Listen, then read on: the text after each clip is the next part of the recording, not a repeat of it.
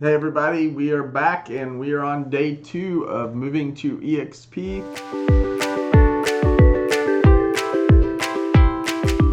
And we're just going to jump straight in. These videos are to help you move over, help with the overwhelm, help with the list. We want to continue to get all the boxes checked to make sure we're fully prepared to be the best realtor we can be at eXp. So let's jump straight in.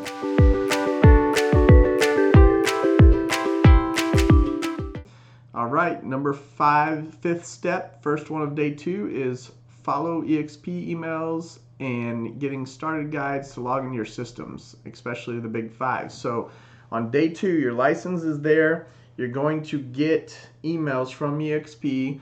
I highly recommend going through and trying to click through all of those links. So here's an example. I'm going to flip over really quick. This is a link from one of those emails, and it kind of supplements what I'm doing.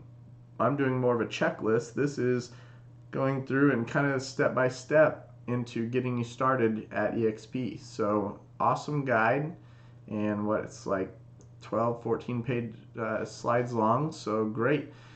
Follow each one. They're going to give you a link to each system. They're going to give you kind of a starting guide, instructions to each system, set it up, get familiar with it. You don't have to be a master at any of these systems today. This is just making sure you have all your access, all your logins, etc. So go through that, spend some time getting familiar, and then we'll move on to the next step.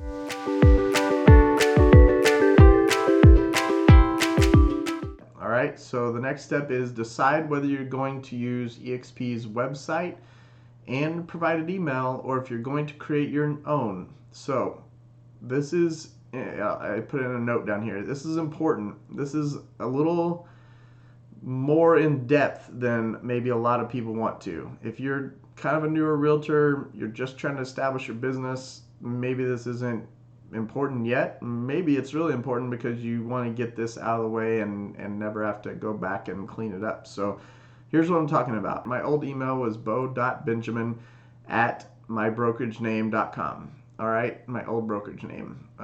The broker, I didn't own it. It was another one here in town.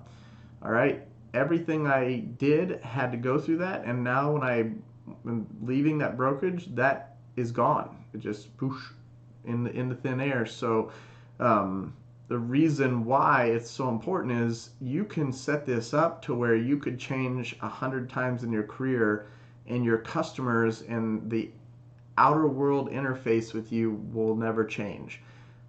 To me, I wish I would have started that way from the very beginning. So I'll do another video on how to do this, because this is such an important step, but you need to at least decide now which way you're going to do it.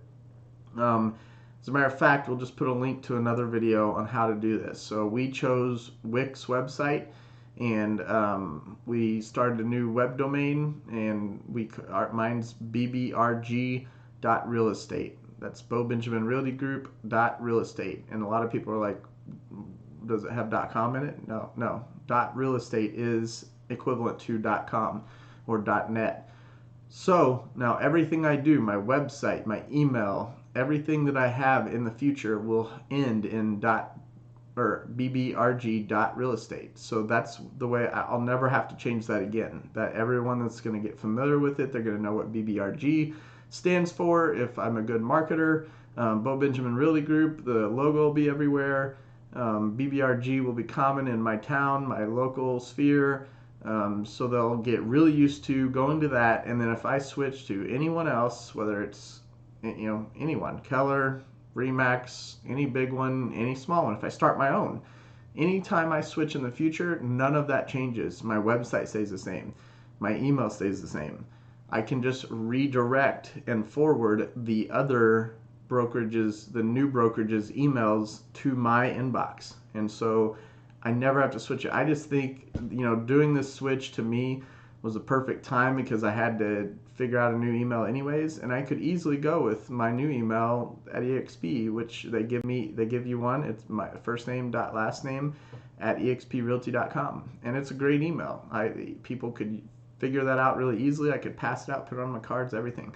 But if I switch from eXp in the future, I have to change that again, and that's just the reason why I don't want to do that. So again, we'll have more information, a link to a video that I'll make later about how to get started with a Wix website.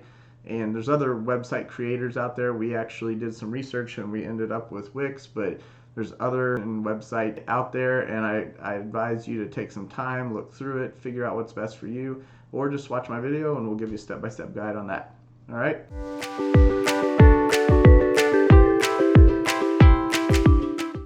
Next step is decide what tools you're going to use for your business going forward. So we have a CRM. We use Referral Maker by Buffini, and I'll continue to use that, guaranteed. I also have another type of CRM called Agent Sauce here in Indianapolis. It's a local, smaller company, and we use that. I'll continue to use that for now. I may disengage from that, but you need to have a plan. How are your contacts going to go? And now I have KV Core, which I'm super excited about figuring out and utilizing. So we got to figure out how to mesh those together. But you need to know, and you need to have kind of a plan. You can just get a piece of paper and write down kind of like what you're going to use.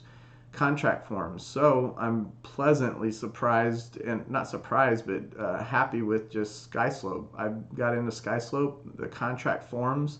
In Indiana, or I think it's through NAR. It may be it's either through NAR or IAR, or both.